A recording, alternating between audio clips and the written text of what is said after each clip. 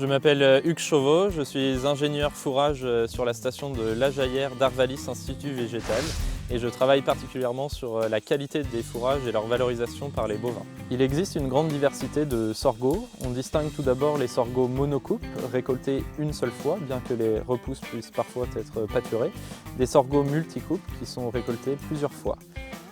Au sein des sorgho monocoupes, nous retrouvons des sorgho pour la production de grains et d'autres sorgho destinés à la production de fourrage pour l'alimentation animale, voire pour la méthanisation. Il existe différents types génétiques de sorgho sucrier monocoupe. On retrouve notamment des caractères spécifiques comme le gène BMR qui confère une meilleure digestibilité des fibres au sorgho, des caractères concernant les sorgho mal stériles, donc qui ne produisent pas de grains quand ils sont cultivés seuls, et puis donc des sorgho photopériodiques sensibles qui n'épient pas ou rarement sous nos latitudes. Choisir son sorgho afin de ne pas se tromper sur le choix variétal parmi la diversité existante, nous conseillons d'utiliser la classification CTPS qui classe les sorgho suivant leur niveau de valeur énergétique.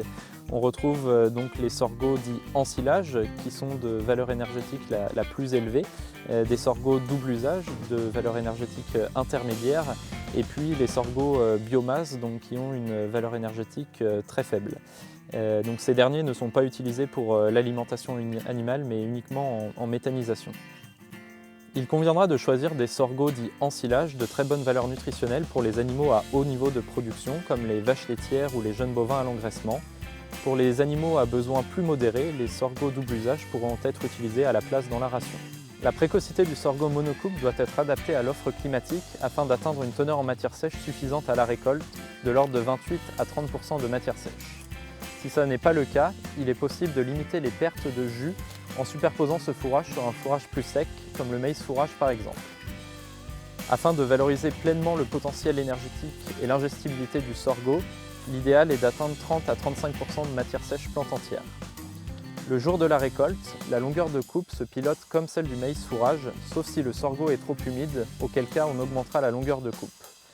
Attention pour les sorgho contenant du grain, le parc matériel existant n'est pas adapté pour avoir un bon éclatement, ce qui limitera forcément la digestibilité des grains de ces sorgho.